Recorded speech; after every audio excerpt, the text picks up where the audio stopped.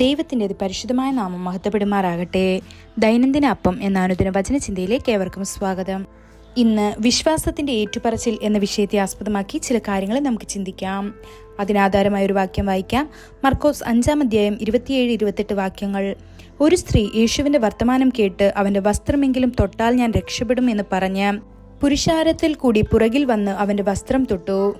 രക്തസ്രാവമുള്ള സ്ത്രീയുടെ സൗഖ്യം അവളുടെ വിശ്വാസത്തിൻ്റെ ഏറ്റുപറച്ചിലിൻ്റെ ഫലമായിരുന്നു. അവൾ തന്നിൽ തന്നെ വിശ്വാസമുണർത്തി.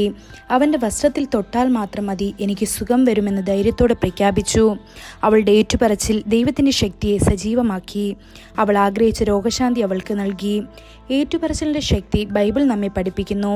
ദൈവം പറഞ്ഞു, ഞാൻ നിന്നെ ഒരിക്കലും കൈവിടുകയില്ല, ഞാൻ നിന്നെ ഒരിക്കലും ഉപേക്ഷിക്കുകയുമില്ല. അതിനാൽ നാം ആത്മവിശ്വാസത്തോടെ പറയുന്നു, കർത്താവ് എൻ്റെ സഹായി, ഞാൻ ഭയപ്പെടുകയില്ല, മനുഷ്യൻ എന്നോട് എന്ത് ചെയ്യാൻ കഴിയും എന്ന്. ഇത് എബ്രായർ 13-ാം അധ്യായം 5-6 വാക്യങ്ങളിൽ കാണപ്പെടുന്നു. നാം ദൈവത്തിൻ്റെ വാഗ്ദാനങ്ങൾ പ്രാപിക്കുമ്പോൾ നാം നമ്മുടെ വാക്കുകളെ അവൻ്റെ സത്യവുമായി സംയോജിപ്പിക്കുകയും അവൻ്റെ അനുഗ്രഹങ്ങൾ നമ്മുടെ ജീവിതത്തിൽ പ്രകടമാക്കുന്നതിനുള്ള വാതിൽ തുറക്കുകയും ചെയ്യുന്നു. അബ്രഹാം തൻ്റെ വാർദ്ധക്യവും ദൈവത്തിൻ്റെ വാഗ്ദാനം നിറവേറ്റപ്പെടാൻ സാധ്യതയില്ലെന്ന് തോന്നിയിട്ടും വിശ്വസിക്കാൻ തീരുമാനിച്ചു.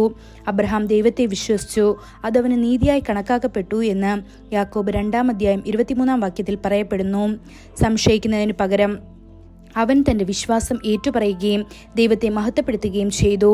ദൈവത്തിന് അവൻ്റെ വാഗ്ദാനം നിറവേറ്റാൻ ശക്തിയുണ്ടെന്ന് പൂർണ്ണമായി വിശ്വസിച്ചു. ഇത് റോമർ 4-ാം അധ്യായം 18 മുതൽ 21 വരെയുള്ള വാക്യങ്ങളിൽ കാണപ്പെടുന്നു. അവൻ്റെ അചഞ്ചലമായ വിശ്വാസം ദൈവവചനത്തിൻ്റെ നിവൃത്തിയിൽ കലാശിച്ചു.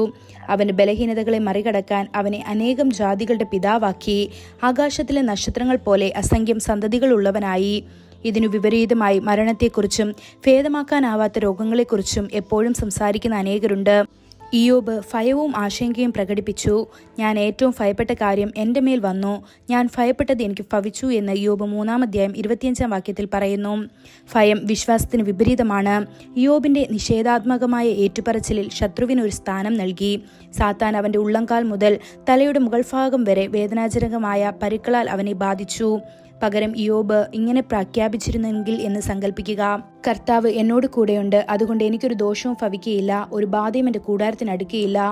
അത്തരമൊരു വിശ്വാസ ഏറ്റുപറച്ചിൽ നടത്തിയിരുന്നെങ്കിൽ അവൻ ദിവ്യ സംരക്ഷണവും ആരോഗ്യവും അനുഭവിക്കുമായിരുന്നു. ദൈവമക്കളെ, നിങ്ങളുടെ വായിലെ വാക്കുകളെയും ഏറ്റുപറച്ചിലിനെയും കർത്താവ് നിരീക്ഷിക്കുന്നു. നിങ്ങൾ വിശ്വാസത്തിൻ്റെ വാക്കുകൾ പറയുമ്പോൾ കർത്താവ് സന്തോഷിക്കുന്നു. കർത്താവ് നിങ്ങളുടെ വാക്കുകളെ മാനിക്കുകയും നിങ്ങൾക്ക് ദിവ്യ ആരോഗ്യം നൽകുകയും ചെയ്യുന്നു. ഈ വചനങ്ങളാൽ ദൈവം നമ്മെ ഓരോരുത്തരെയും അനുഗ്രഹിക്കുമാറാകട്ടെ.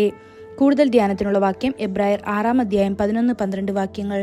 എന്നാൽ നിങ്ങൾ ഓരോരുത്തൻ പ്രത്യാശയുടെ പൂർണ്ണ നിശ്ചയം പ്രാപിപ്പാൻ അവസാനത്തോളം ഒരുപോലെ ഉത്സാഹം കാണിക്കണമെന്ന് ഞങ്ങൾ ആഗ്രഹിക്കുന്നു. അങ്ങനെ നിങ്ങൾ മന്ദതയുള്ളവരാകാതെ വിശ്വാസത്താലും ദീർഘക്ഷമയാലും വാഗ്ദത്തങ്ങളെ അവകാശമാക്കുന്നവരുടെ അനുകാരികളാകും. ഇന്നത്തെ ബൈബിൾ വായന രാവിലെ ആവർത്തന പുസ്തകം 23, 24, 25 അധ്യായങ്ങൾ. വൈകുന്നേരം മർക്കോസ് 14-ാം അധ്യായം 1 മുതൽ 26 വരെയുള്ള വാക്യങ്ങൾ. ആമേൻ.